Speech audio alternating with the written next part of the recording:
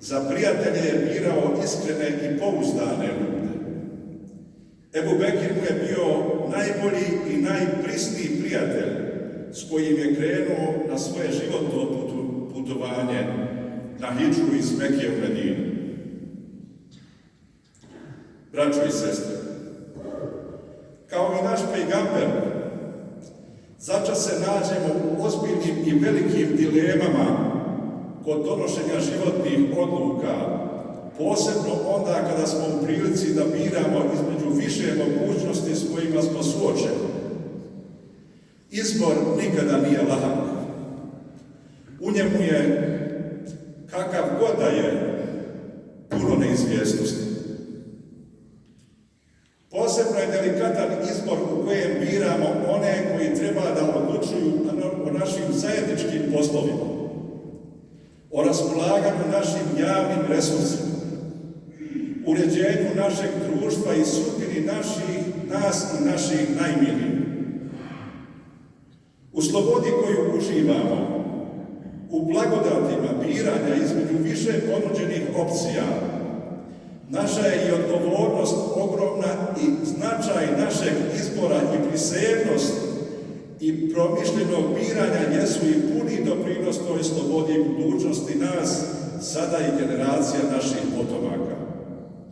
Stoga, posjetimo se na važan i sudbinski, ključni imperativ našeg gospodara koji kaže: Inna Allahe ya'murukum an tu'addul amanati ila ahliha. Allah vam naređuje da odgovorne poslove povjerite onima koji su ih dostojni. Braćo i sestre, potrudimo se da takve udostojimo našeg povjerenja.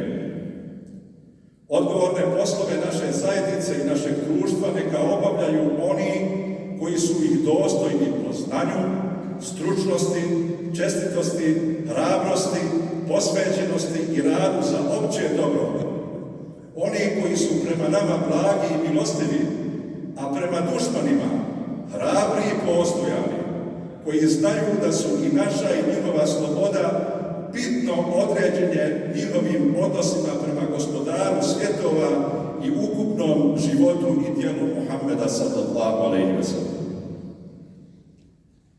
Posjetimo se na izreke našeg pejgambera koju prenosi Hazreti Aisha radijallahu anha, da je poslanik Muhammed sallallahu alejhi ve sellem kazao: Ebgadur riđali ila Allahi el-eledul hasimu. Najgori ljudi kod Allaha su parničari koji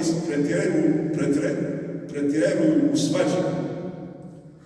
Drugim riječima, vjerovjesnik nam savjetuje da se klonimo ljudi koji su svatljivi i koji prelaze sve granice pristojnosti, da im ne dajemo podršku, jer oni stalnim svađama ruše odnose među nama, među vjernicima, među ljudima.